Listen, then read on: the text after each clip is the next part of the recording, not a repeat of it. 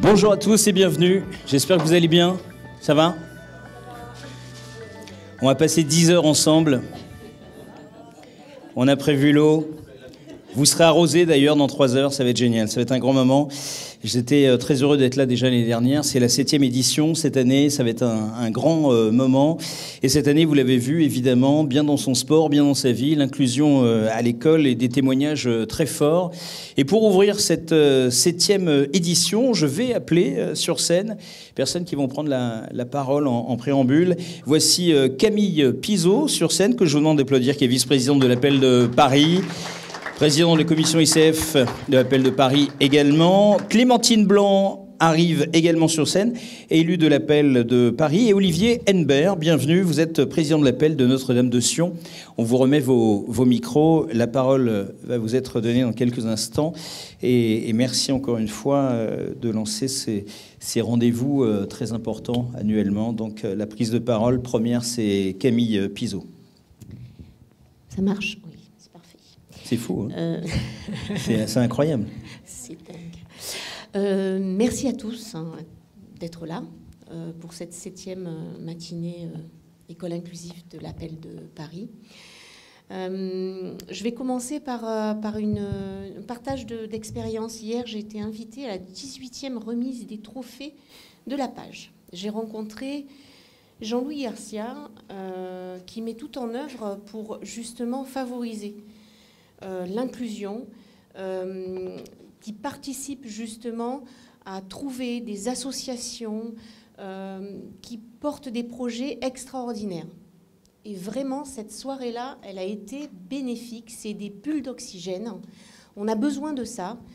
J'ai aussi la chance d'avoir partagé ma soirée avec Marie-Amélie Le Fur. Je pense que ça va, tout le monde, ce nom, ça nous parle, qui est notre sportive, qui porte vraiment le sport cette année pour les JO notamment. Donc c'était une soirée riche. Et cette matinée, c'est aussi riche pour nous. On a besoin, pendant ces temps-là, de ces moments qui nous offrent cet oxygène. Et ces moments de bonheur, en fait. Donc voilà, je suis contente de partager cette matinée avec vous. Merci à tous nos intervenants qui sont là. Vraiment, c'est important de vous retrouver chaque année ici. Cette soirée, elle a été riche aussi parce qu'on a entendu des mots qui étaient réconfortants, je trouvais, pour moi. Ténacité, persévérance, dépassement de soi, partage et engagement. L'engagement, c'est important de s'engager. À l'Appel de Paris, on a des bénévoles qui s'engagent et je voulais les remercier. Ils œuvrent toute l'année pour qu'on puisse partager ces moments-là. On a nos permanents aussi qui sont là, salariés de l'Appel, Valérie, Pierre, Alexandra qui n'est pas là aujourd'hui, mais qui œuvre elle aussi pour l'Appel. Donc voilà, je voulais vraiment partager ces moments de bonheur, parce qu'on en a besoin actuellement. Ça passe aussi par l'inclusion, l'échange, le partage. On est effectivement tous différents et on est tous importants. Et je vais vous présenter une personne importante à l'Appel. Donc Clémentine, je lui laisse la parole. Bonjour à tous. Moi, déjà, je voulais faire un grand merci à l'Appel de pouvoir consacrer une matinée entière sur l'inclusion. Donc l'inclusion, c'est un sujet qui me tient à cœur, mais qui est au cœur de nos sociétés et aussi dans nos écoles. Et c'est vrai que plus tôt, je trouve, on s'attaque au sujet sur l'inclusion, mieux on intègre nos enfants et nos parents et l'équipe pédagogique et mieux chacun se porte, chacun se sent et mieux on vit tous ensemble. Donc merci à l'Appel de proposer cette matinée, merci aux personnes qui interviennent et en tout particulièrement aux athlètes ici présents qui sont aussi une figure de dépassement de soi, de persévérance. Je dirais, c'est important de pouvoir essayer de faire de son mieux, selon ses limites, et chacun de pouvoir trouver des solutions sont pas forcément évidentes, on tâtonne, mais voilà, il y a possibilité de vivre ensemble et de partager des moments heureux ensemble. Merci. Vous applaudissez, Clémentine. Merci à notre hôte qui nous accueille chaque année depuis maintenant 7 ans, président de l'appel de Notre-Dame de Sion. Merci. Voilà. Olivier Annebert. Je suis le président de l'appel de Sion depuis peu et parent d'élèves à Sion depuis l'année dernière. Et voilà, je suis juste un mot pour vous dire que pour remercier l'appel de Paris d'organiser cet événement donc pour la 7e année et sauf erreur pour la 7e année à Sion. Et je remercie également le directeur et ses équipes de permettre cet accueil. Et vraiment, je suis ravi que Sion soit, d'une certaine manière, en fer de lance de cette action. Et à ma petite échelle, je veillerai à ce que cela continue. Voilà. Merci beaucoup. Merci. Merci beaucoup, Olivier. Moi, je voulais remercier Sébastien. Merci. Bon, j'ai encore rien fait.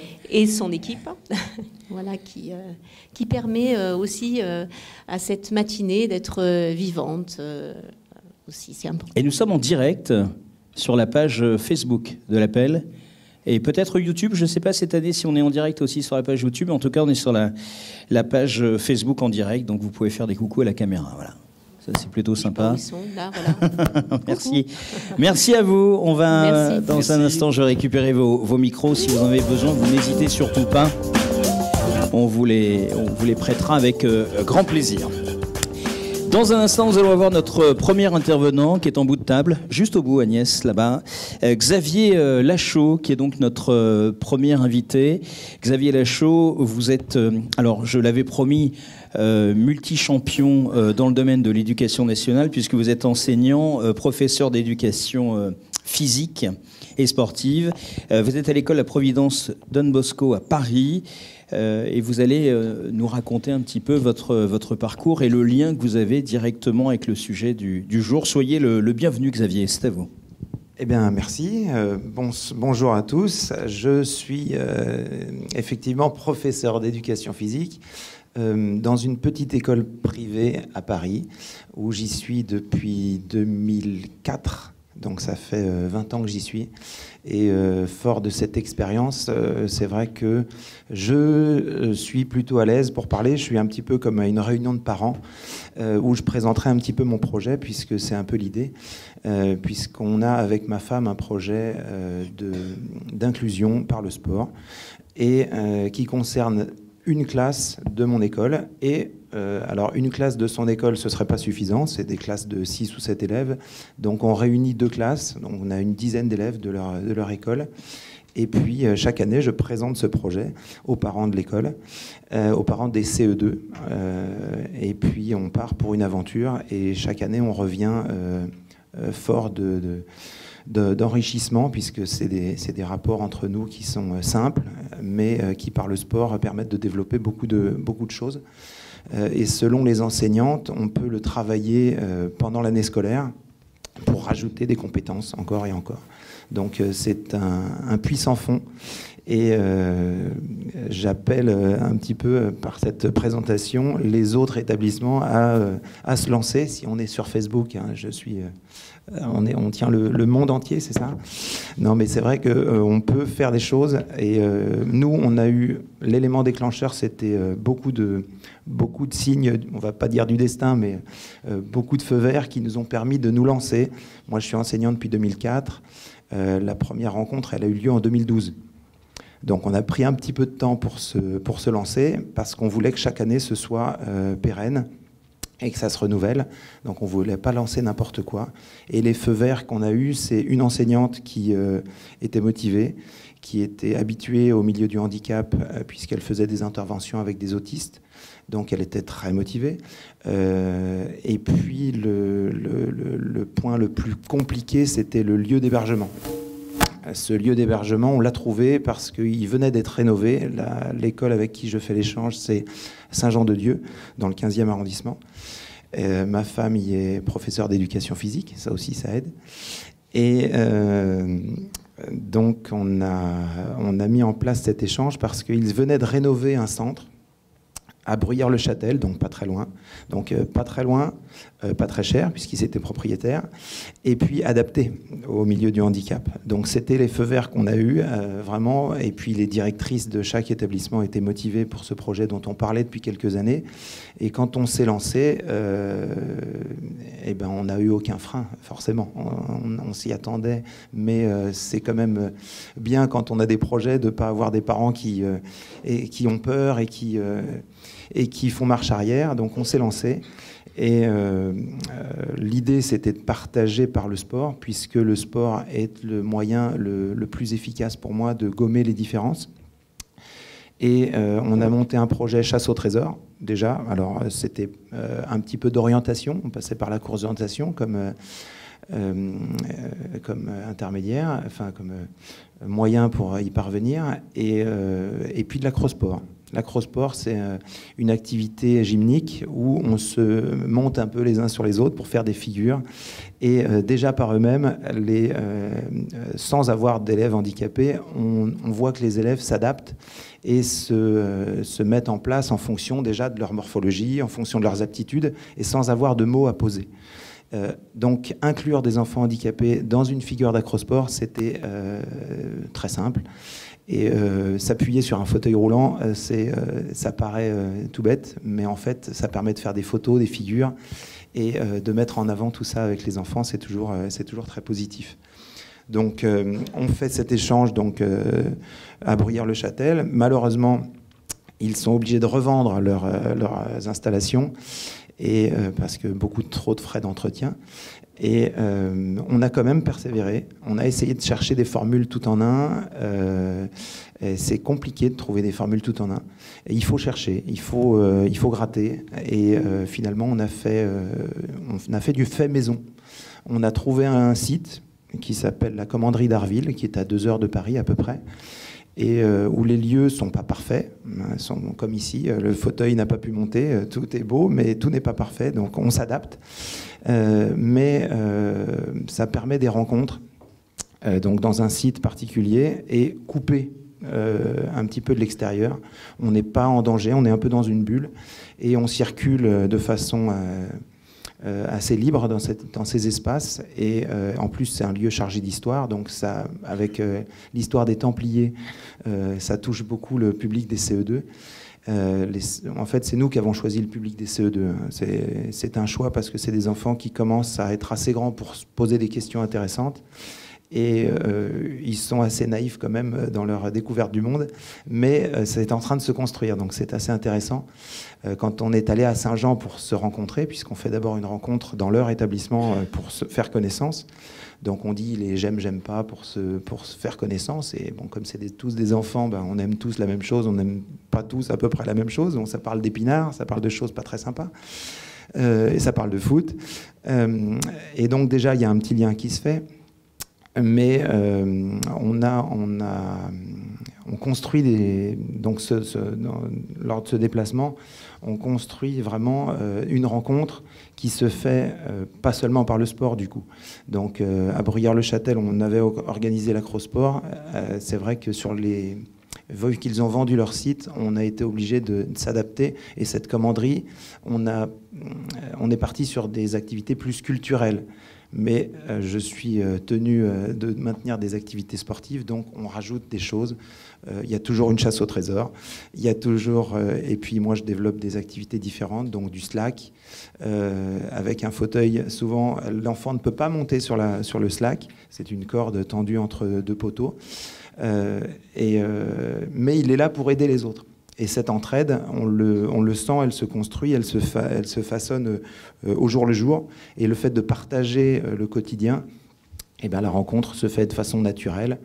Et puis le handicap est presque disparu. Moi, j'ai des enfants qui ont de l'habitude de penser un petit peu à eux. Et puis un jour, j'en ai un qui arrive sur une grande porte. J'étais devant lui, il passe... Et puis, il fait 2-3 mètres, il se retourne et il se dit « Mais je viens de passer une marche. Ah !» les fauteuils ne pourront pas passer la marche. Et le fait de voir cet enfant avoir ce déclic, repartir en arrière, ouvrir la grande porte sans rien demander à personne pour que les fauteuils passent, ben voilà, c'est des petites étapes qu'on gagne. Et le fait, quand on finit le séjour et que les enfants demandent les coordonnées des autres pour échanger, le fait, maintenant que ça fait 10 ans qu'on le fait, je me suis bien rendu compte, ils partagent des choses comme des copains, vraiment. On essaie de ne pas forcer les choses et on y arrive. Et on a des enfants qui sont encore en contact. Moi, je les croise encore et ça fait 3-4 ans qu'ils s'envoient des messages.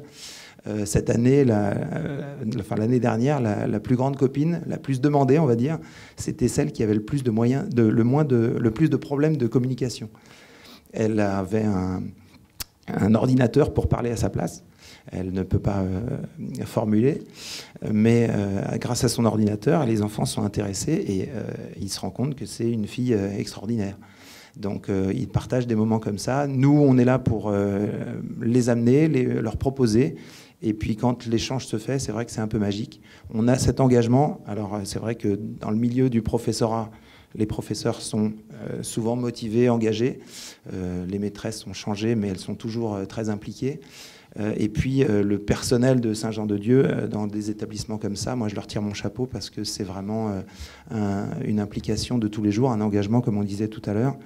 Et à vivre au quotidien, c'est vraiment une chance. Pour nous, c'est une chance d'amener nos enfants côtoyer ce milieu du handicap que je respecte, qui me... Et vraiment, j'ai du respect pour toutes ces personnes qui ne se plaignent jamais, alors que nos élèves se plaignent au quotidien. C'est vrai, quand ils essayent un fauteuil roulant, une marche d'1 centimètre devient un obstacle. Et quand ils sont dans cette situation, avec le fauteuil en train de buter sur cette marche, eh ben, là, l'esprit s'ouvre. Et toutes ces petites découvertes, c'est de l'enrichissement. Et c'est ça que je venais témoigner avec vous aujourd'hui. Et j'espère pouvoir effectivement développer ce genre d'intervention. Donc s'il y a des questions pratiques, n'hésitez pas. Et c'est vrai que moi j'en parle avec des collègues qui n'ont pas encore passé le cap, mais vu tous les intérêts qu'on peut en tirer, j'ai vraiment hâte que ce genre d'exposition, à venir ici pour en parler, puisse permettre de donner des petites idées à d'autres pour un peu imiter ce genre d'initiative qui, nous, a été beaucoup guidé, je vous dis, par le hasard et par la Providence, c'est le nom de mon école, et puis face des petits, tout simplement. Donc je vous souhaite une bonne continuation, et puis je vais passer le micro. Alors il y a un deuxième micro qui va passer à Iliane. Merci Xavier. Xavier Lachaud, enseignant. Prof de sport, c'est ce que j'aurais tellement voulu faire, Xavier. Je passais à côté d'une carrière. On va changer le slide pour vous présenter Iliane Saïdi, qui est lycéen. Iliane, c'est un moment fort. On a fait un petit zoom avant de faire cette réunion. Et tu vas témoigner de ton parcours. Tu es lycéen. Là, à l'heure actuelle, tu as quel âge ? Bonjour à tous. Aujourd'hui, j'ai 18 ans. 18 ans. Et tu es majeur. Je suis majeur. Oui. Et tu es libre. Ouais. Alors, Iliane, en 2016, tu as un accident de ski. Exact. Et à la suite de ça, ce handicap qui est le tien aujourd'hui t'a permis, puisqu'on va parler de sport, d'inclusion, de te lancer des challenges, et en particulier une petite conversation très rapidement que j'ai eue avec ta maman à l'arrivée. Ce qui est important, et peut-être vous aurez tout à l'heure des questions à poser à Iliane là-dessus, j'aimerais qu'on vienne sur le retour à l'école après cet accident. Comment ça s'est passé, ton retour à l'école ? Du coup, je suis rentré en 6e avec ce profil d'élève particulier, parce que c'est la première fois qu'ils acceptaient un enfant en fauteuil. Donc beaucoup de regards sur moi, beaucoup de questions sur ma vie, comment je me déplace, comment je viens au lycée, collège. C'était des questions plutôt personnel et aussi un peu tourné, comment dire, sur la vie de tous les jours, comment je m'habille, comment je fais mes soins plus personnels. C'est-à-dire que tu arrives en sixième en fauteuil, donc tu es dans un établissement classique. Établissement classique privé, oui. Ouais. Et au niveau de l'adaptabilité de l'établissement pour faciliter, par exemple, ton arrivée en classe, tout ça, c'était possible? C'était équipé? Ce collège, oui, il était équipé, c'est là où j'ai eu de la chance. Ils avaient déjà un ascenseur et un monte-charge. Donc pour l'accessibilité, ça a été. Mais parfois, il y a eu des petits problèmes, comme où on me met dans une classe qui n'est pas accessible. Donc je rate des heures de cours. Bon. Oui, ça, pire. Tu t'en es pas trop plaint. Je comprends. Tu fais référence au fait que les élèves de ton âge, pour les plus curieux d'entre eux, t'ont interrogé beaucoup pour comprendre. Quand on arrive en sixième, déjà, c'est difficile. On quitte la primaire et on redevient le plus petit d'un établissement scolaire. Donc déjà, il y a un énorme stress. Il y a cet handicap qui te tombe dessus. Ça a été, j'imagine, difficile à gérer. Pas forcément, parce que du coup, comme j'étais pas un garçon qui va beaucoup vers les autres, le handicap m'a aidé, parce que c'était plutôt les gens qui viennent vers moi. Je n'étais pas extrêmement sociable. Donc le handicap m'a permis d'avoir cette chance où les gens viennent vers moi. Mais c'était pas quelque chose de mal. C'est plutôt des questions plutôt positives. Franchement, c'était pas des questions trop intimes. Même si j'ai répondu avec facilité. Mais non, franchement... Oui, tu arrivais à répondre facilement aux questions que les autres élèves te posaient. Ouais. Il y a quelque chose qui ressort, peut-être il y aura des questions ou des remarques tout à l'heure du public, ce qui est assez puissant, j'imagine, et je ne sais pas si tu en as conscience, c'est la puissance de réflexion, de recul que les élèves les plus curieux peuvent avoir en ayant partagé et continuant à partager leur scolarité avec toi. Dans un établissement où on n'a pas d'élèves handicapés, bon, je ne dis pas qu'on passe nos journées à ne pas se poser de questions passionnantes, mais d'un seul coup, est-ce que tu as conscience que tu deviens un objet de réflexion pour les jeunes qui t'entourent par rapport à ta situation? Sujet de réflexion, oui, mais ce que j'aimais bien, c'est que bon, les premières 2 semaines, c'était... je ne pouvais pas aller partout avec mes amis, mais après... il me disait souvent, Ilian, je te vois comme quelqu'un de normal. Donc quand il me disait, viens, on va là-bas, mais après il disait, ah ouais, mais il y a des marches. Je voyais qu'il me voyait autrement comme quelqu'un en fauteuil roulant. Ouais. Donc ça, j'aimais beaucoup. Donc aujourd'hui, on ne me voit pas comme juste un handicapé. Donc on m'appelle souvent pour faire des sorties, etc. Ce qui est plutôt bien. Donc ça, c'est plutôt cool. Ça, c'est plutôt bien. On a parlé un petit peu de l'école. Nous, on parle du sport parce que là, on plaisante plus avec toi côté sport, Ilian. Champion Île-de-France cette année et champion de France à Grenoble également cette année, catégorie junior en tennis fauteuil. Et tu as joué en équipe de France au championnat du monde au Portugal également cette année à Villamoura. Tu as débuté le tennis fauteuil en 2017, ça fait donc 6 ans, on va entamer la 7e année. Là, tu t'es donné en matière de sport.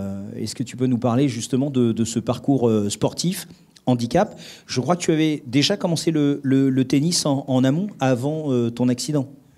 Oui, donc avant mon accident, je faisais déjà des petits stages de tennis donc pendant 2 semaines.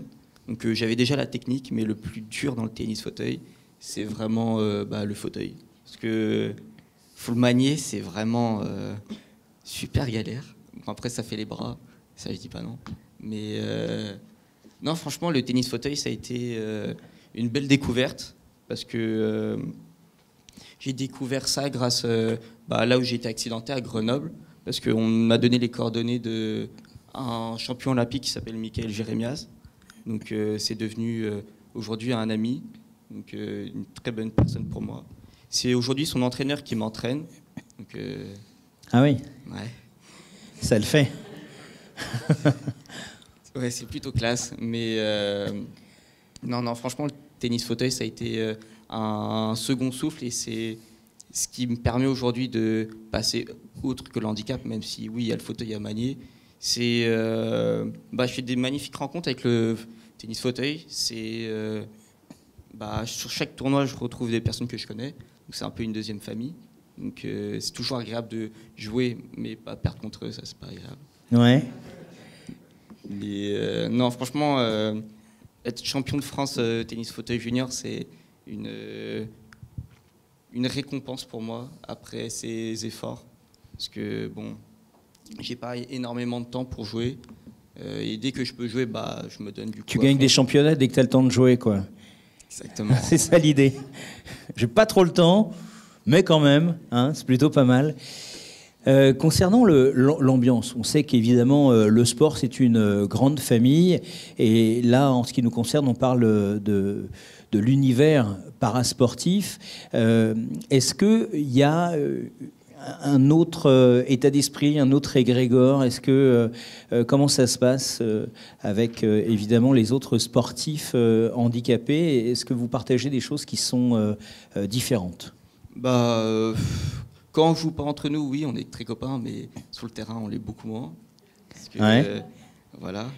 Parce que prendre des bulles, c'est pas top non plus. Mais non, franchement, hors du terrain, c'est vraiment quelque chose de bien. C'est vraiment quelque chose d'extraordinaire. J'ai quelques amis en fauteuil, du coup, maintenant, grâce à ça. Et c'est la question que j'allais te poser, oui. Tu as des amis que tu as toujours eus, et ouais. Concernant le sport, aujourd'hui, tu as également des amis qui, eux, sont en fauteuil. Mais je pars avec eux en voyage, etc. Donc, c'est devenu une seconde famille, comme je l'ai dit. Mais sinon, ouais, on est très, très proches, tous ensemble. Dès qu'on se voit, on est content de se revoir. Mais bon, après, quand on rentre sur le terrain, il n'y a plus d'amis. Ah oui, non, mais on sent le compétiteur. Hein. Ah, tu le mets en avant beaucoup, ça. Hein. Moi, je suis Eliane, mais je ne suis pas là pour me marrer, hein, les gars. Dès que j'ai une raquette, attention. Ouais. Parce que la question que je te posais, en réalité, c'est évidemment la communication. Je me posais la question si vous aviez tendance à communiquer de façon différente parce qu'il y a un handicap qui vous rassemble, mais aussi tout ça pour arriver sur une sorte de positivisme énorme et de force, de courage qu'il faut avoir pour obtenir, par exemple, tes résultats. Est-ce que cet handicap te donne le sentiment de devoir faire plus d'efforts ou tu fais plus d'efforts parce que tu te dis je vais passer au-delà de ce qui m'est arrivé? En fait, ce qui est un peu mal fait dans le tennis fauteuil, c'est qu'il y a plusieurs handicaps qui se regroupent. Donc, vous pouvez voir un paraplégique, donc, comme je suis, mais vous pouvez aussi jouer contre quelqu'un qui marche très bien, qui a un petit défaut, et on joue contre lui, et bah, il est plus avantagé parce que comme il a les abdos, il peut mettre des coups droits, je les vois même pas. Et non, et c'est la particularité que j'aime pas dans ce tennis fauteuil, c'est jouer contre des gens où je sais que bah, même si je me donne à fond, ils auront toujours le petit truc en plus. Mais sinon, à part ça, non, franchement, ça va. Tu parles de petits défauts. S'il y en a un qui a un petit défaut, tu parles de défaut. Bah aujourd'hui, dès qu'on se casse un ongle, on est tennis fauteuil, donc on est dit comme handicapé. Donc... Ouais. Non, mais. Non, mais c'est. Ton avenir sportif, au stade où tu en es aujourd'hui, avec, je dirais, le petit parcours et les résultats que tu as, quelles sont tes ambitions, Eliane? Bah aujourd'hui, maintenant, comme du coup champion de France junior et que j'ai 18 ans, donc c'est pas que bien parce que maintenant je vais rentrer dans les seniors, bah je vais devoir affronter des grands et bon là il y aura beaucoup moins de victoires, je vais me prendre des roustes, mais je vais quand même apprendre. Mais ouais, franchement, champion de France junior, c'est le truc qui marque pour moi mon handicap pour l'instant. Ouais. Avec la Coupe du Monde, bien sûr. Et professionnellement? Professionnellement, c'est compliqué. C'est ouais. compliqué parce que les moyens ne sont pas toujours là et ne le sont pas du tout. Enfin, il faut être vraiment quelqu'un de très performant pour être sponsorisé. Mais non, aujourd'hui, le tennis, à part pour les championnats de France, c'est plus un loisir. Je ne peux pas vraiment m'y mettre professionnellement parce qu'il faut être dans les top 10 meilleurs et je ne le serai pas. D'accord. Et qu'est-ce que tu envisages de faire dans la vie? Parce que quand on a un lycéen, on a envie de savoir, là, avec les résultats que tu as eus en matière de sport, et tu dis, bon, bah, moi, le sport professionnel, ok, voilà, ce sera sûrement pas pour moi, ok, et tu te destines à faire quoi? Je pense par exemple à l'encadrement dans le domaine sportif. Est-ce que tu as envie de développer aujourd'hui, c'est quoi tes projets professionnellement? Est-ce que ce serait quand même d'avoir une carrière liée au sport, peut-être à l'entraînement? Je sais pas, c'est une question. Bah, j'y ai pas réfléchi. Aujourd'hui, je suis plus dans mes études. Donc, c'est l'année du bac. Donc, compliqué un peu. Parce que je dois un peu arrêter le tennis à cause de ça. Ouais. Donc, je fais qu'un entraînement par semaine. Et l'entraînement, il est pas... Mais non, sinon, bah, si j'avais pas eu cet handicap ou si j'avais eu un handicap différent, j'aurais bien aimé être professionnel tennis. Parce que le petit coup de main, etc., ça, le talent. Ouais. Est-ce qu'il y a des choses que tu souhaitais dire que tu n'as pas dites ou une question que tu aurais souhaité que je te pose? Bah, franchement, j'aimerais bien revenir sur la Coupe du Monde au Portugal. Ouais. Franchement, ça a été... c'était la semaine, l'une des plus beaux souvenirs de ma vie, parce que franchement, j'ai jamais vu autant d'handicapés aux alentours. Franchement, il y en avait partout. Donc, non, c'était vraiment super sympa, parce qu'avec la petite veste équipe de France, au lycée, ça claque. Ouais. Eh oui.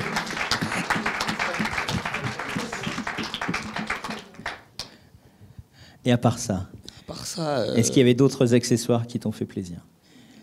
Qu'est-ce qui claque encore? Le petit autographe qu'on me demande au lycée. Mais oui, donc il y a aussi un succès, quoi. Il y a du succès, avec. C'est ça. Merci beaucoup, Iliane. Merci pour ton témoignage. Iliane Saïdi, 18 ans. Bravo. Vous pourrez poser des questions tout à l'heure à Iliane, évidemment, vous le savez, il y aura un temps d'échange. La parole circulera. Voici Florence Scagliotti. Comment ça se prononce bien? C'est comme ça?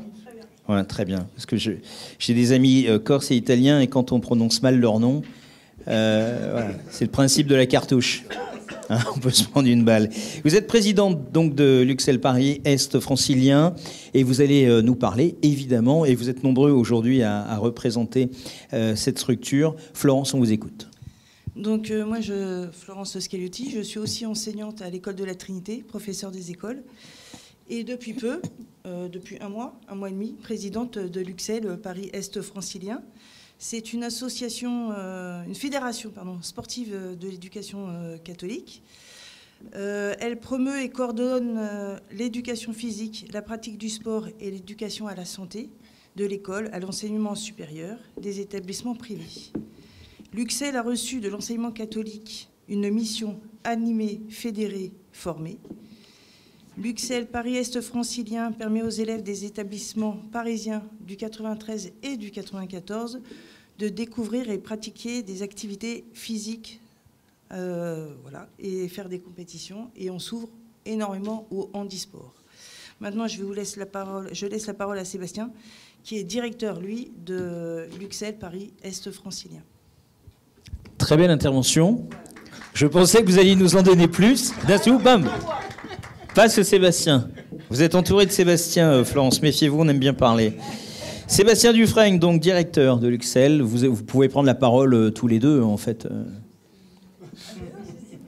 Présidente, c'est bien. Enfin, vous êtes directeur, Sébastien. Donc la présidente, elle est au-dessus de vous un petit peu.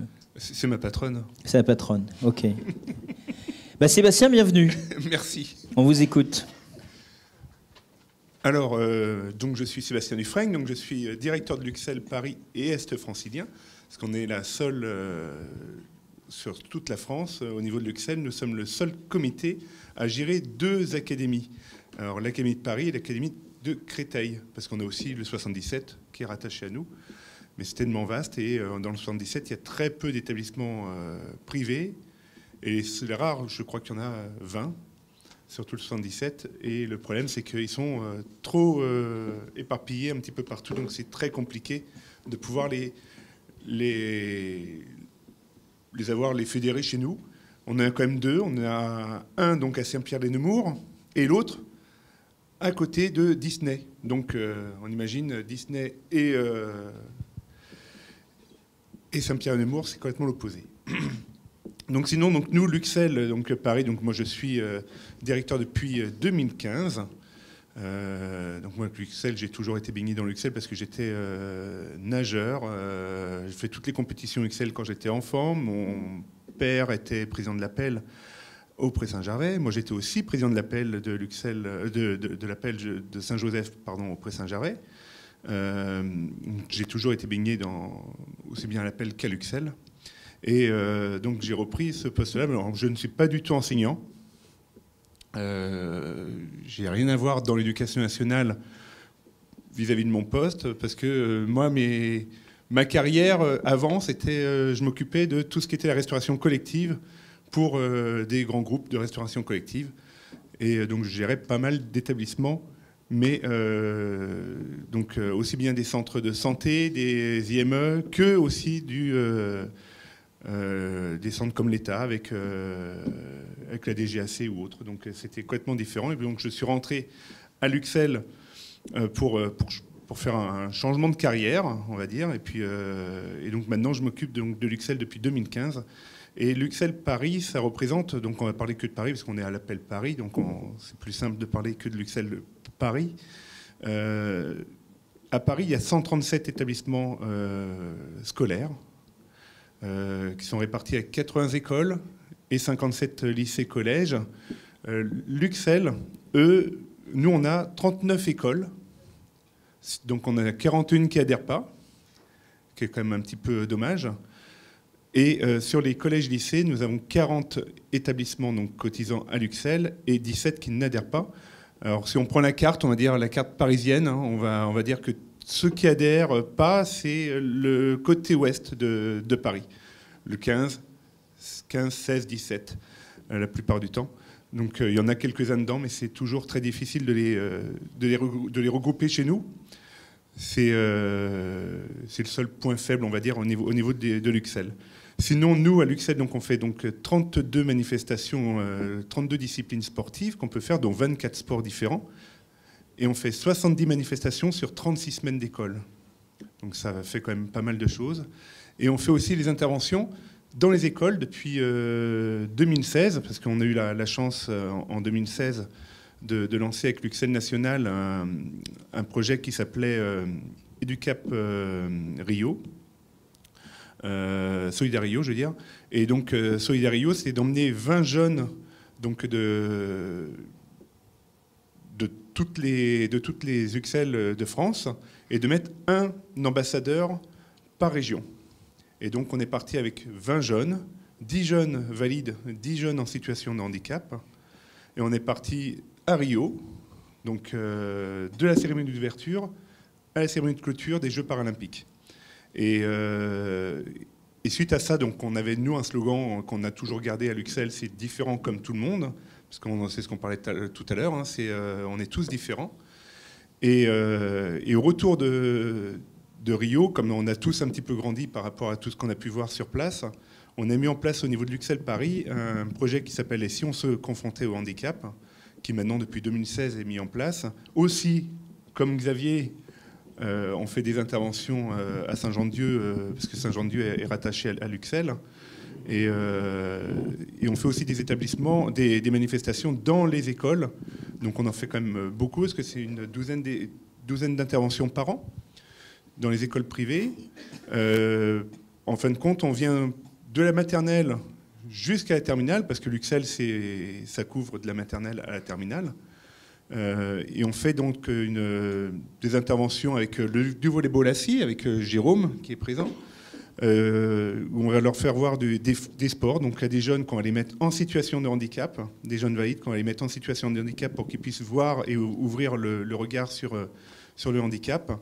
Des interventions, on va mettre avec beaucoup de jeunes issus des classes Ulysse dessus, et puis on va leur faire différents sports comme de la boccia, du PTK, du volley assis, du basket fauteuil, donc, du rugby fauteuil aussi qu'on fait. Et donc Luxel, depuis 2016, on a pu investir dans du matériel. Et donc on a nos propres fauteuils roulants, on a notre propre matériel handisport pour pouvoir venir intervenir dans les établissements scolaires, que ça puisse être ouvert à tout le monde. Donc voilà ce que j'avais à présenter sur l'UXEL. Alors je crois que vous avez des éléments à nous présenter. On a un petit bilan sportif qui dure 6 minutes. Mais vous pouvez applaudir Sébastien quand même avant. Parce que j'ai senti que quelqu'un avait commencé. Vraiment, n'hésitez pas.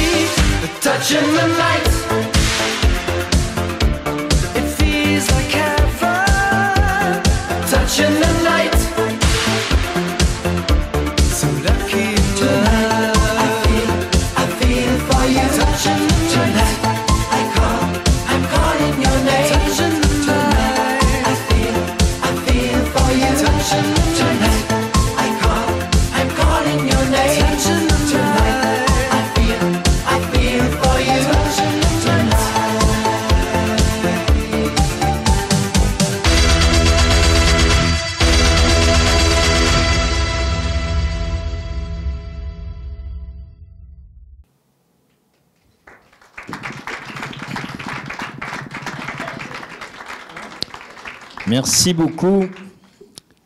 Ça bouge pas mal, Sébastien. Vous l'aviez éteint, je vous demande de le rallumer. Ça va arriver, ça prend 6 secondes, vous allez voir, c'est génial. Allez-y maintenant. Ouais. Ouais. On peut voir qu'il y a une bonne ambiance avec les profs de sport aussi, surtout, Oui. Surtout en gym. Oui, on a vu ça. Ouais. Elle est toujours à fond. Ah oui, ça on a vu, bravo. Non, super. Et évidemment très touchant. Et comme je suis un petit peu chauvin et que j'habite Saint-Leu-la-Forêt, vous allez vous dire, mais pourquoi il nous raconte ça? Mais pourquoi il nous raconte ça? Eh bien, figurez-vous que la mascotte des Jeux Olympiques 2024, qui s'appelle Frige, est fabriquée à Saint-Leu-la-Forêt par une société qui s'appelle Doudou et compagnie, qui était une société qui est en grande difficulté et qui maintenant est sur Saint-Leu. Voilà, comme je suis Saint-Loupien et hyper chauvin, je salue l'entreprise, évidemment. Sébastien, avez-vous des choses à rajouter ou nous passons là? On a d'autres choses? Oui, on avait d'autres diapos. Allons-y. Pour un petit peu parler de l'Uxel.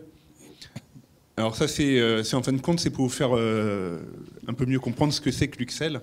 Parce qu'en fin de compte, il y a 3 fédérations sportives en France, donc 4 exactement, mais 3 pour jusqu'à la terminale, et la 4e, c'est la FFSU pour le sport universitaire. Mais on a l'UCEP qui fonctionne que pour le premier degré et uniquement pour le premier degré, l'UNSS qui, eux, fonctionnent pour le second degré, et contrairement à nous, ils peuvent aller dans les écoles privées, que nous, on n'a pas le droit d'aller chercher du monde dans les écoles publiques. Et l'Uxel qui, nous, on fonctionne du premier degré au second degré. Et donc, en l'INGEP, donc c'est le site où prend l'État pour les licences, donc c'est pour vous donner dessus, c'est que l'Uxel national est la première fédération sportive en France, donc devant l'UNSS. Et pour Paris, nous, on a 41 600 licenciés, et l'UNSS Paris, c'est que 20 000 licenciés. Et l'UCEP, c'est 10 000 licenciés. Donc, dessus, on est plus fort. Donc, c'est quelque chose que je présente assez souvent pour bien faire voir que sans les écoles privées à Paris, Paris ne pourrait pas avoir tous les élèves dans leurs écoles publiques. Après, on a d'autres diapositives. Donc, ça, c'est un petit rappel donc, sur ce qu'on faisait sur l'Uxel et le handisport. Donc, on a mis donc en place depuis, grâce à Jérôme, à côté, on a mis en place des parents ambassadeurs Uxel, dont notre Clinton qui est à côté de nous.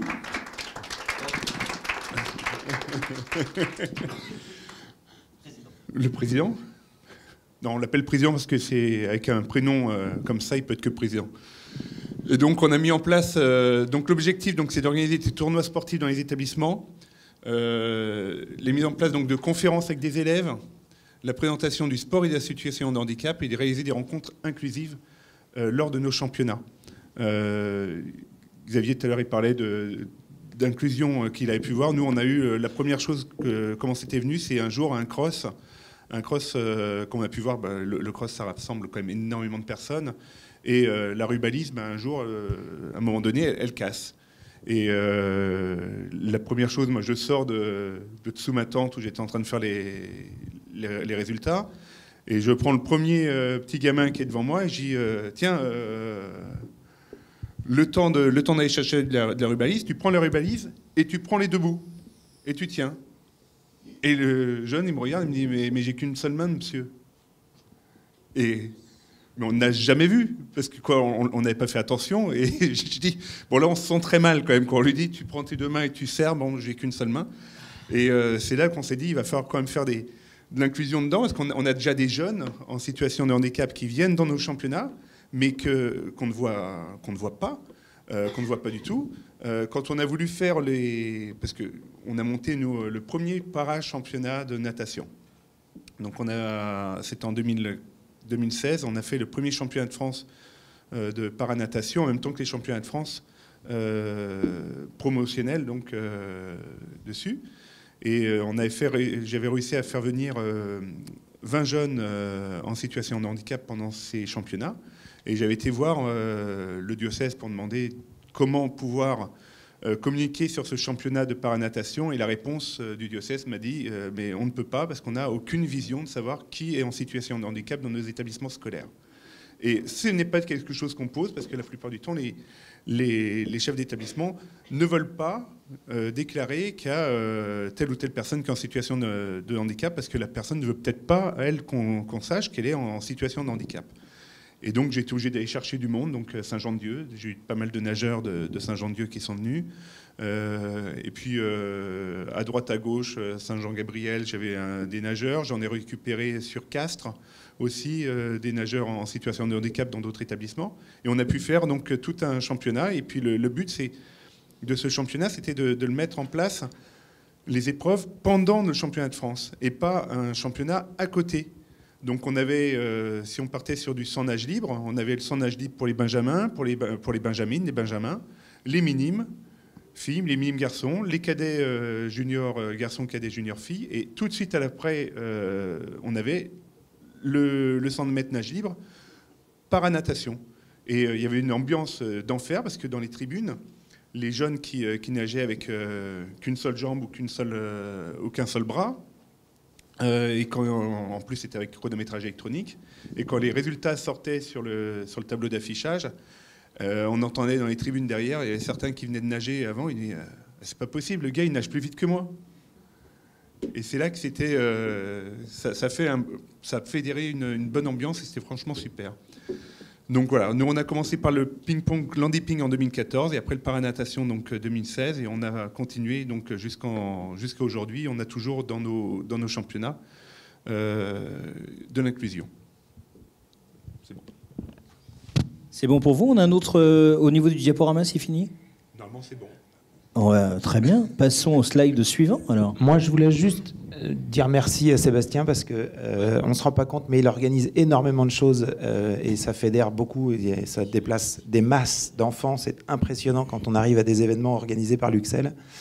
Et une fois, j'avais un élève, je sais pas si tu t'en souviens, on était à côté de l'INSEP à Pershing. On faisait un événement sportif. J'emmène mes élèves avec un enfant que j'avais en élève en situation de handicap, en fauteuil. Heureusement qu'il était léger, parce que dans les transports, c'est compliqué. Et on arrive là-bas, il était prévenu, hein, et donc l'enfant se met en place pour commencer sa course. Donc il était seul dans sa catégorie, handisport. Et il a dit, mais comment je fais? Il y avait un tour de stade à faire. Et on lui a dit, écoute, tu demandes de l'aide, on va faire comme d'habitude, et puis les copains vont aider. Et puis il y en a un qui a commencé à pousser le fauteuil, puis 2, puis 5, puis 10, puis ils étaient 40 autour du fauteuil. Il a fait son tour de stade, on a eu des holas dans tous les sens, et on a ramené une coupe, grâce à lui. Et c'était une coupe de plus. Quand on fait des événements, on repart tous avec des médailles, des coupes. Mais cette coupe-là, elle avait un poids très particulier, et elle a une place dans mon école particulière.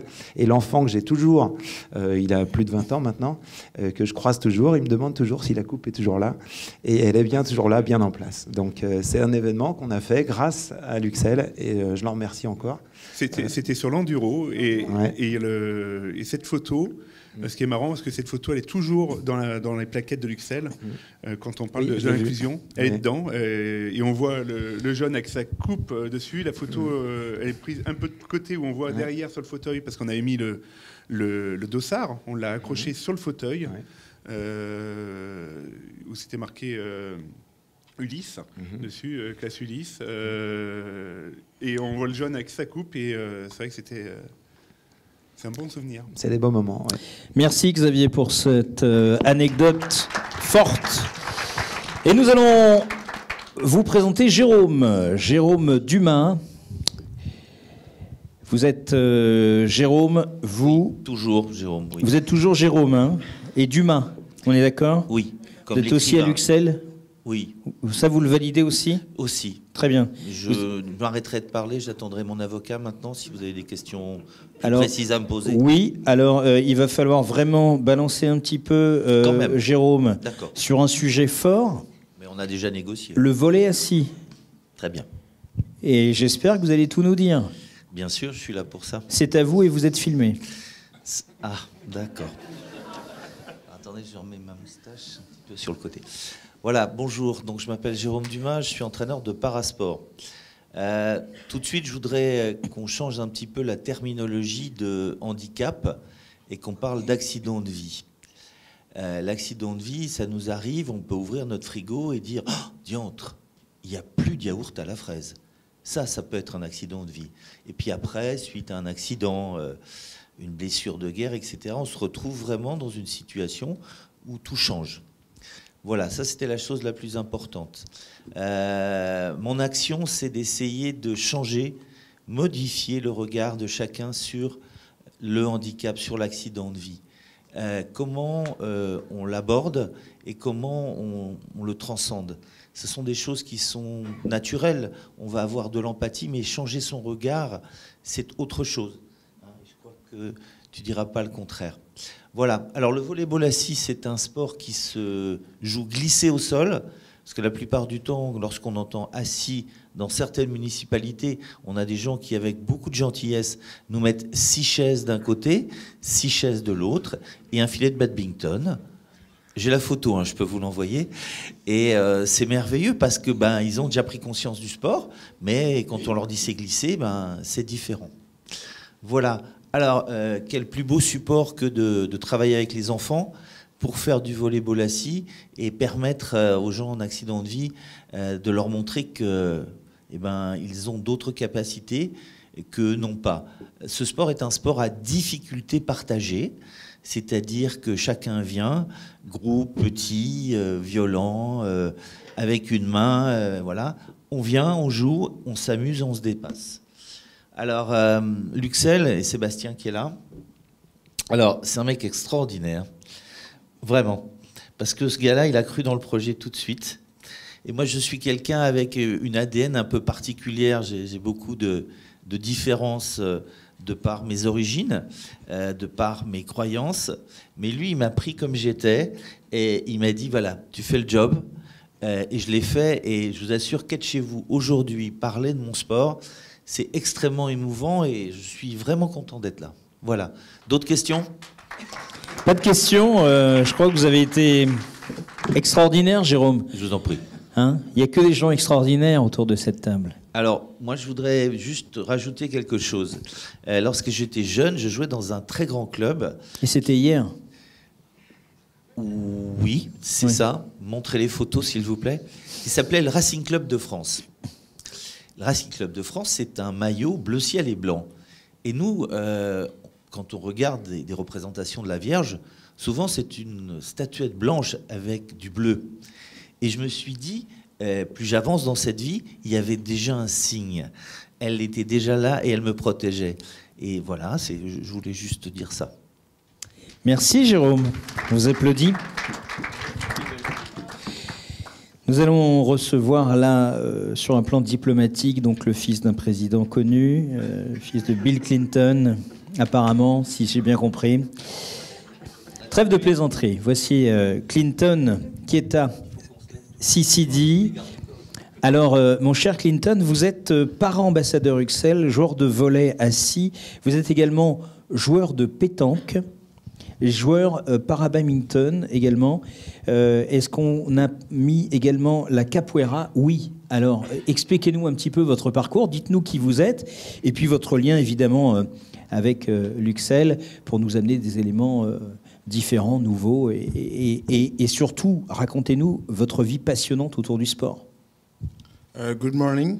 I am...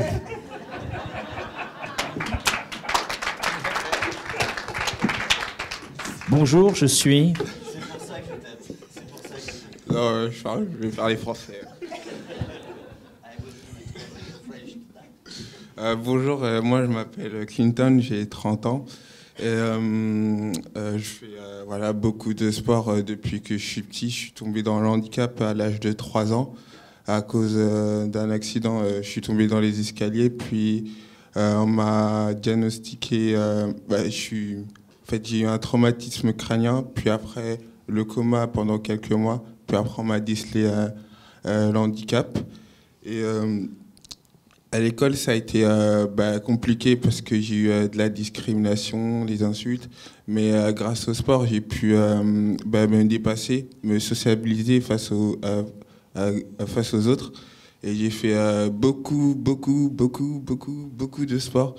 Je crois que vous avez fait beaucoup de sport. Oui, j'en fais beaucoup aussi. Et voilà. Et moi, je fais beaucoup de sport pour me dépasser et surtout aussi tester mon handicap. Essayer de trouver des adaptations parce que moi, je suis hémiplégique, j'utilise seulement ma main droite. Donc, à chaque sport, il y a un problème que je dois résoudre. Et ça, franchement, c'est un truc franchement bien fait pour moi. Même si là, j'en fais un peu trop, je fais aussi du basking. C'est un sport inclusif qui est joué par les personnes en situation de handicap et les personnes valides. Donc moi, voilà, pour moi, le sport, c'est une raison de vivre et c'est qu'une aventure. Et j'espère découvrir encore des sports que je connais pas.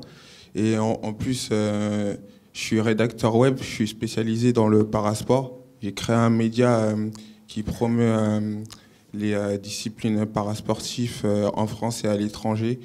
Et voilà, que du bonheur. Et j'espère que je vais continuer là-dessus et mourir avec mes convictions. Et aussi via le sport, je fais aussi des animations, des démonstrations, initiations pour partager la passion du sport à un public néophyte qui connaît pas le sport ou les personnes en situation de handicap, parce qu'il y a beaucoup de personnes en situation de handicap qui font pas de sport. Et grâce à mes initiations et démonstrations, moi je leur prouve que voilà, même si j'ai un problème, je peux me dépasser grâce au sport. Et en plus, je fais une formation d'animateur sportif. Donc ça me booste chaque jour pour prouver face aux autres que rien, chaque obstacle peut être franchi. Et voilà. Bravo, Clinton. Jérôme veut le micro, apparemment. Il a envie d'échanger avec vous. Non, gardez-le, Clinton. Donc voilà. Moi, Jérôme, faut pas hésiter à demander un micro. C'est gentil. Voilà, mais c'est avec plaisir. J'ai pas l'habitude. Chez les jésuites, on hésite à demander. Ah oui, faut pas hésiter. Voilà, Clinton, c'est un athlète extraordinaire parce que lorsqu'il est venu au volleyball, Clinton n'avait donc qu'une capacité unique avec sa main à faire les passes, à faire les blocs, à faire la réception, à faire la défense. Et pendant toute une année, il a souffert dans les compétitions parce qu'il y avait des gens qui ne jouaient que sur lui. Il a été capable de transcender ça, n'est-ce pas? Oui. Ils ont perdu des matchs. On s'en fiche de ça. Et ensuite, il est devenu l'un des meilleurs serveurs du championnat de France. Ça, il faut le dire. C'est un exemple. Et moi, encore une fois, je te le redis, je suis très, très, très fier de t'entraîner, d'entraîner des super-héros comme toi. Parce que ça change beaucoup la vie de rencontrer des âmes comme ça, qui sont là et qui nous montrent que c'est jamais fini. C'est jamais fini et on peut toujours faire quelque chose. Voilà, merci d'être là, mec. Merci, Jérôme. Alors, Clinton, là, on est dans le cadre d'une conférence dans une école. On était où, là? Vous vous souvenez? Saint-Louis-Montel. D'accord. Comment vous préparez ces conférences?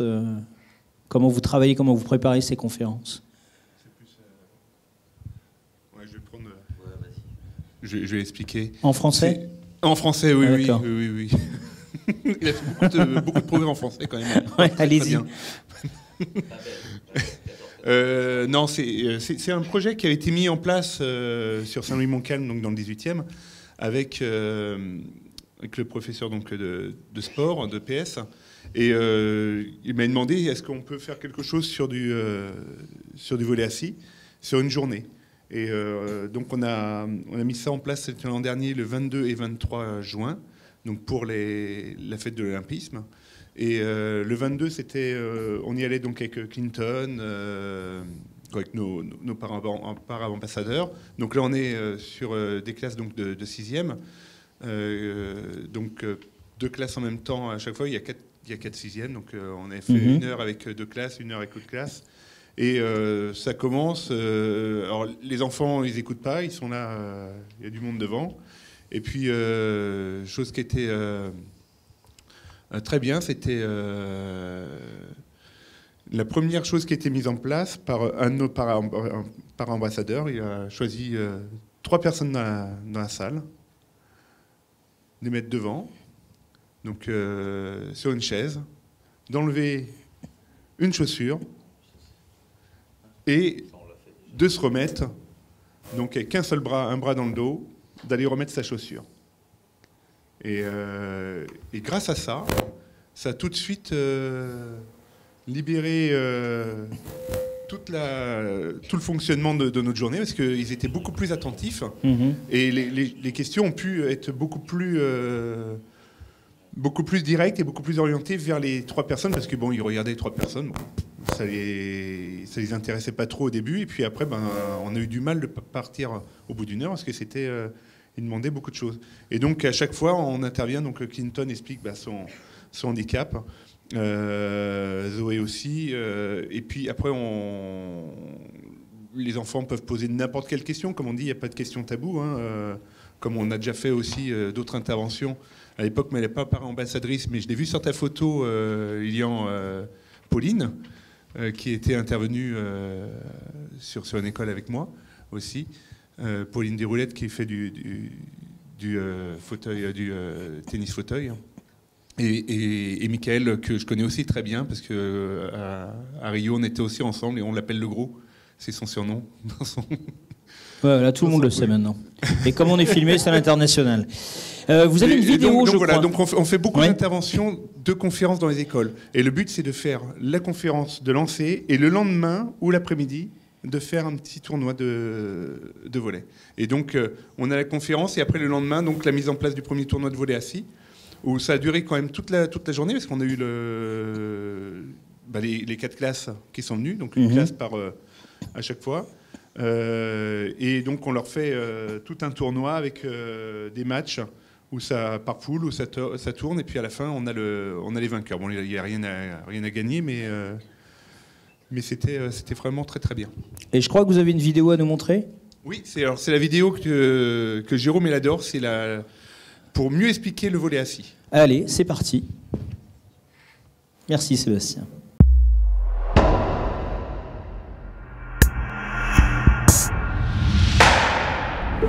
« 1980, Arnhem, Pays-Bas.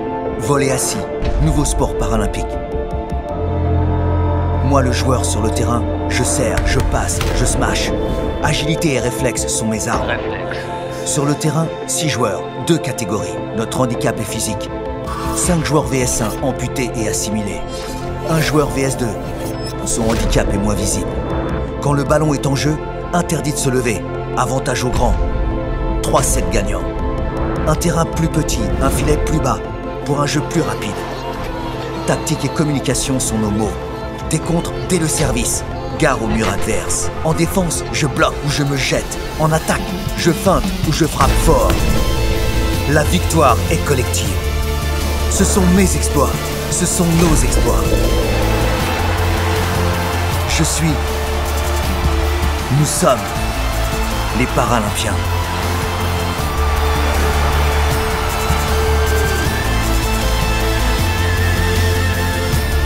Rendez-vous sur france-paralympique.fr. Merci pour cette vidéo et vous pouvez applaudir l'ensemble de nos intervenants. La parole va circuler. Vous allez maintenant pouvoir poser des questions à nos invités. Vous allez pouvoir interagir avec eux, peut-être apporter également des témoignages. Sébastien, il faut demander gentiment au président. Ah, vous voulez qu'il fasse une démo maintenant ? Alors, notre Américain de Clinton nous propose une démonstration de capoeira. On va demander au public s'il est d'accord. Est-ce que le public est d'accord ?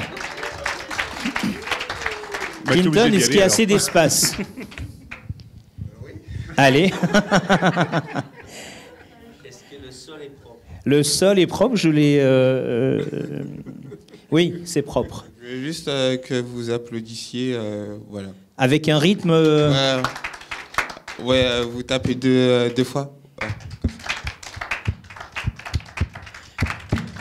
Ouais. 1, 2, 3. Clinton. Mesdames, Messieurs, il nous vient de Philadelphie. Pour la première fois à Paris, pour cette 7e matinée école, voici Clinton.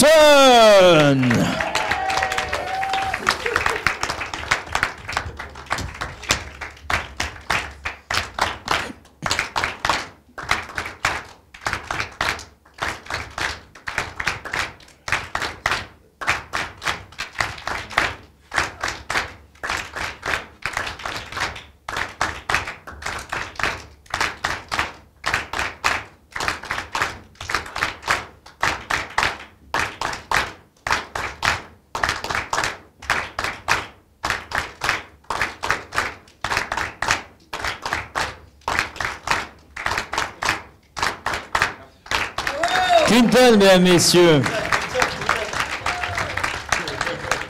Merci beaucoup.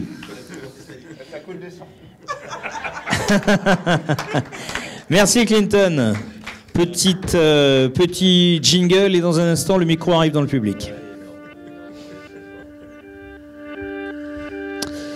Agnès va vous apporter le micro dans la salle. Vous allez pouvoir soit apporter votre témoignage, soit poser des questions à nos intervenants qui souhaitent prendre la parole. C'est toujours compliqué d'être le premier ou la première.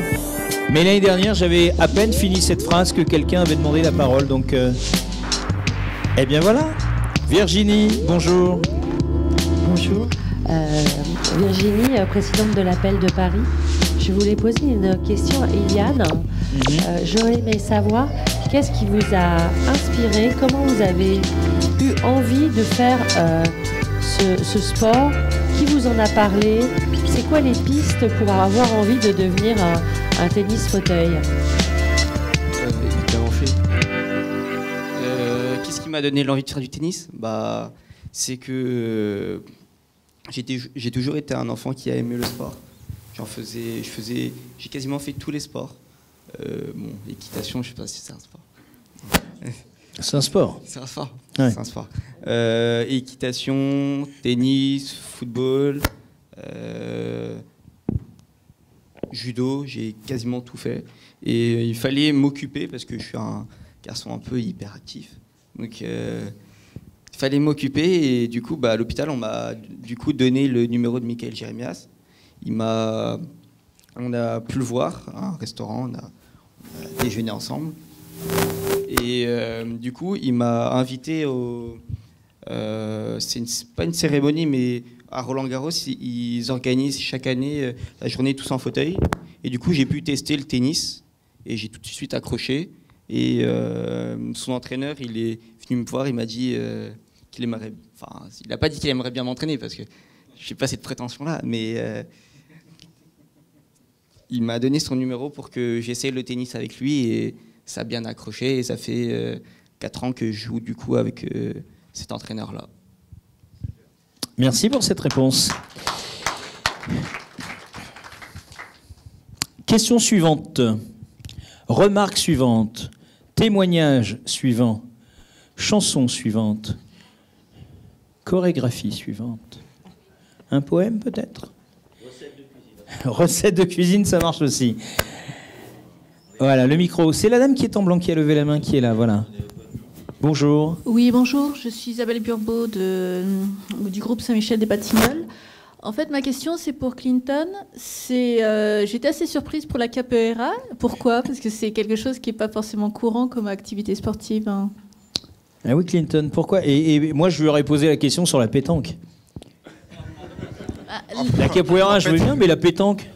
Je fais pas de pétanque, mais j'anime parce que des fois je suis bénévole pour le comité handisport Île-de-France et des fois je fais des animations boccia, mais malheureusement je suis pas joueur de boccia.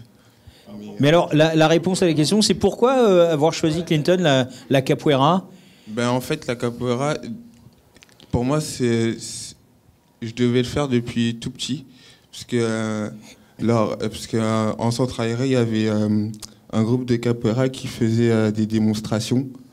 C'était quand j'avais, je crois, 7 ans.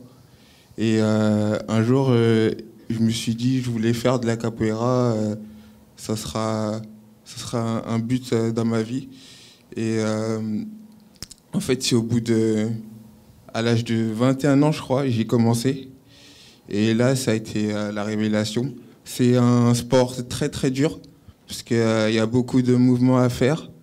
Et vu que j'ai un seul handicap, ben, j'ai dû m'adapter à ce qui est niveau la roue, les mouvements d'acrobatie.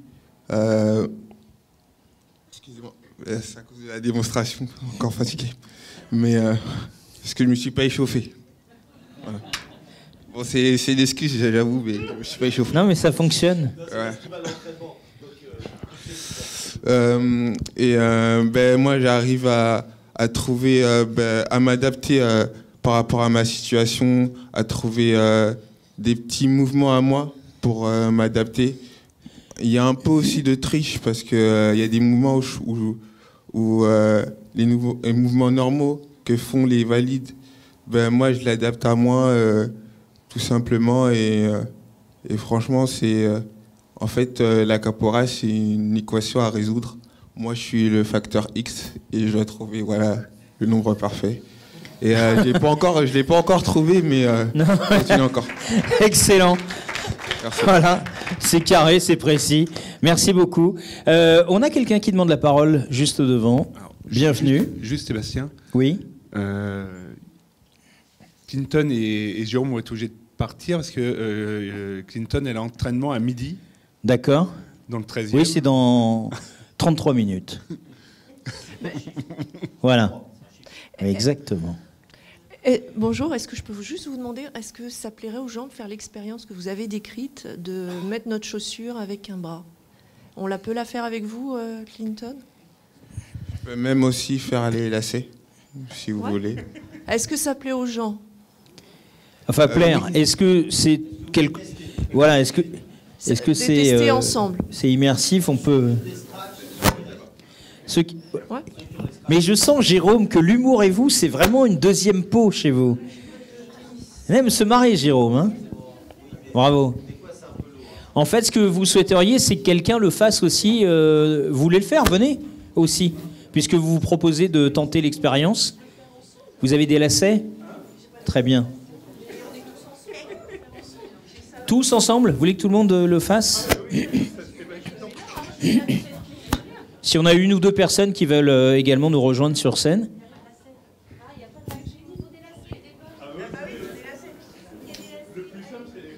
Ah bah voilà, super. Bienvenue, bonjour, comment tu t'appelles? Anaïs. Anaïs, sois la bienvenue.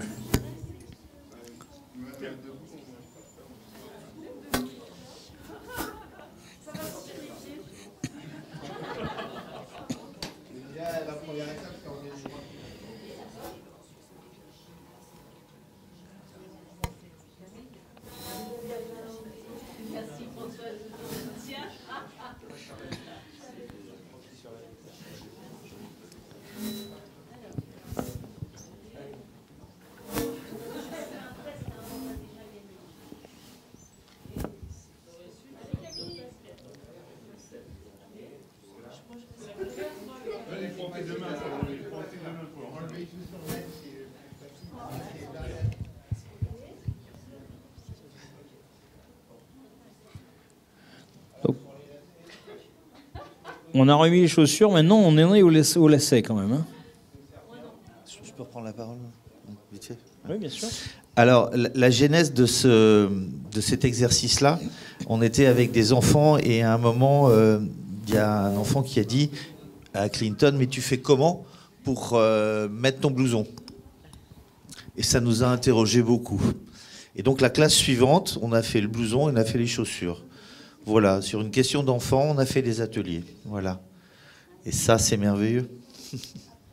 Ah oui, oui.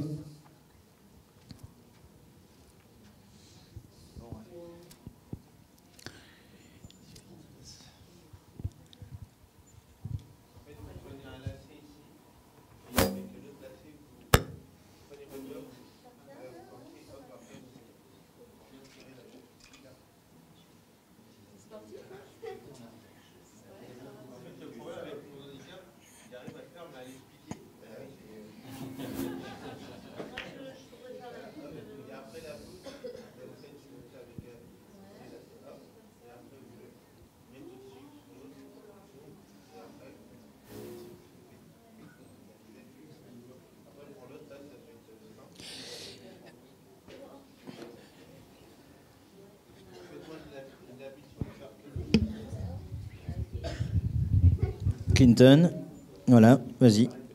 J'ai l'habitude de faire qu'une boucle, mais si vous voulez, vous pouvez faire la deuxième. Mais en fait, si vous faites la première boucle, la deuxième va être simple. Voilà. D'ici 3-4 mois, vous serez très bon. Attendez. Peut-être comme ça, hop. Ça, c'est ici. Puis après. C'était pas mal.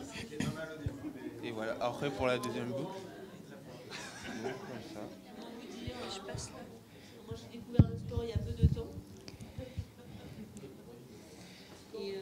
Donc c'est éminemment compliqué. Merci beaucoup pour cette expérience qui montre bien effectivement que ce n'est pas simple. Merci beaucoup Clinton. Merci de s'être prêté à cet exercice. Merci pour cette question, madame. 11h32 minutes, nous allons enchaîner avec une nouvelle question, une remarque, un commentaire du public. Levez la main, le micro vous parviendra. Très bien, on arrivera juste après. Madame, je vous écoute, bonjour, qui êtes-vous ? Bonjour, Céline Pilon, je fais partie de l'association Une école inclusive pour tous. Oui. Alors, dommage que Keïta doit partir parce que j'aurais une petite question rapide à lui poser rapidement, en fait. Si vous aviez eu, par exemple, des outils à l'école à disposition, comme des outils ergonomiques, etc., est-ce que ça aurait pu vous aider finalement à peut-être un peu plus avancer facilement ? Moi, quand j'étais petit, j'étais dans une association où en fait, on crée des outils pour, par exemple, pour couper la viande. Ouais. On crée un outil avec une petite lame. En fait, c'est un petit rouleau. Une roulette comme les pizzas, oui. Ouais, comme une roulette. On fait des objets comme ça pour nous adapter pour les tâches quotidiennes. Oui, voilà. D'accord. Parce que nous, on a un projet en fait qui s'appelle Adaptabox, où dedans on a un certain nombre de petits outils, on va dire ergonomiques entre autres, mais pas que. Il y a d'autres choses. Et justement, c'était la question qu'on se posait. Peut-être si c'était toutes les écoles finalement étaient équipées aujourd'hui. Enfin, pour les différentes personnes qui ont un handicap présentes ici, pensez que ça aurait peut-être été mieux finalement plutôt que de les créer à ce moment-là? Oui, je sais pas trop. Mais après, quand moi j'étais petit, il y avait aussi pour la cantine, pour les plateaux. Ouais. Après, pour les autres aménagements, là, à part ces deux-là, j'en ai pas eu besoin. Parce que moi, je pouvais m'adapter à mon handicap parce que je me suis habitué. Donc, voilà, j'ai trouvé des solutions. Mais pour les personnes qui ont des handicaps un peu sévères, là c'est... Avant, il n'y avait pas de comment dire, il n'y avait pas trop d'outils, mais vu que là ça a évolué, que là on porte l'accent sur l'inclusivité, là voilà, les mentalités changent petit à petit et ça c'est bien. On parle peut-être pas assez effectivement de ces outils, mais vous pouvez vous retourner du côté de la Fédération des ergothérapeutes. Et c'est vrai qu'il y a un certain nombre d'outils aujourd'hui. Oui, tout à fait. C'est pour ça que notre association, nous, essaye de mettre en place, en fait, avec, en tout cas, le ministère de l'Éducation nationale, on essaye de leur vendre ce projet-là. En fait, c'est une box dans laquelle il y a plusieurs outils, justement, des stylos ergonomiques, des cahiers pour les 10. Voilà, on est plus sur effectivement une différence. Et vous avez travaillé avec des ergothérapeutes pour alors pour principalement enseignants, parents d'élèves, psychomotriciennes, éducatrices spécialisées, psychologues. D'accord. Voilà. De toute façon, vous pouvez échanger après notre conférence avec tous les intervenants avec plaisir, sauf Clinton qui nous quitte. Merci en tout cas pour, merci à vous. Pour votre demande. Une dame a levé la main juste là pour poser une question. On va vous passer le micro. Et il nous reste 4 minutes avant de nous quitter. Bonjour, alors c'est pas une question, c'est un témoignage. C'est très bien. Et c'est un complément de témoignage pour Xavier Lachaud. Pourquoi ? Parce que donc, je suis chef d'établissement de l'école Notre-Dame de Lorette actuellement. Et cette année, à l'occasion des Jeux Olympiques, nous faisons un partenariat d'échange sportif avec le même établissement. Alors, ce n'est pas du tout étalé dans le temps comme vous l'avez parlé. C'est spécial pour s'avancer vers les Jeux Olympiques Paralympiques avec des élèves tout à fait ordinaires, d'un quartier de Paris tout à fait ordinaire. Donc tout au long de l'année, nous allons aller à Saint-Jean pour partager avec les enfants de Saint-Jean et du coup quelques enfants de la Providence du sport, des moments sportifs, ce qui permet à nos enfants valides de comprendre que, par exemple, il faut s'entraîner pour être très performant en sarbacane. Et quand on joue, quand on souffle à la sarbacane une fois de temps en temps, on est très peu habile. Et quand on le fait très régulièrement, on est très habile. Voilà, un peu pareil sur les courses de fauteuil. Les enfants de Saint-Jean sont très rapides en fauteuil et pas les autres. Donc les proportions, les réussites changent suivant qui on est. Et je pense que c'est bien qu'ils s'en rendent compte. Les enfants de Saint-Jean, les enfants de Notre-Dame de Lorette et ceux de la Providence ont fait aussi connaissance à travers ces jeux sportifs et ont, pour certains, pique-niqué ensemble spontanément. Donc il y a aussi dans cette histoire toute la relation à l'autre qu'on ne connaît pas, qu'il soit porteur de handicap ou non. Voilà, et ça, on le vit ensemble cette année. Merci. Merci pour votre témoignage. Y a-t-il une nouvelle question ? Oui, au fond. Est-ce qu'il y aura ensuite une autre question, une autre intervention ? Une fois, 2 fois. Oui, Virginie ? Il y en aura ? Non. Oui, bonjour. Bonjour. Voilà, je suis à la fois formatrice en éducation spécialisée et maman d'enfants en situation de handicap. Et en fait, je voulais savoir, parce que je ne m'y connais pas du tout en sport, bien que pratiquante aussi, mais ce que je veux dire, c'est que je ne sais pas trop comment m'y repérer. Parce que, j'avais essayé de m'adresser à une fédération sportive, mais en fait, on me répond que c'est plutôt orienté vers un type de handicap plutôt du côté de la motricité. Et en fait, je me posais la question, comment ça s'organisait ? Est-ce que finalement, dans les fédérations, on accueille des personnes à la fois en situation de handicap moteur, mais aussi autres ? Ou est-ce qu'il y a une fédération spécifique ? Enfin, je ne sais pas trop du coup comment faire. J'ai essayé de regarder un peu sur Internet, m'adresser à la mairie, vous savez, quand on reçoit le passe sport, là. Mais en fait, j'appelle les endroits qui sont indiqués, il y a des faux numéros, ça prend 1000 ans, enfin, c'est pas du tout à jour, etc., etc. Donc, je m'y connais pas du tout et je voulais savoir un petit peu si vous aviez des conseils par rapport à ça. Et évidemment, vous remercier pour vos interventions et vous féliciter les sportifs. Voilà. Merci pour votre question. Sébastien et Florent, je pense, oui, vous pouvez apporter Je peux aider parce que...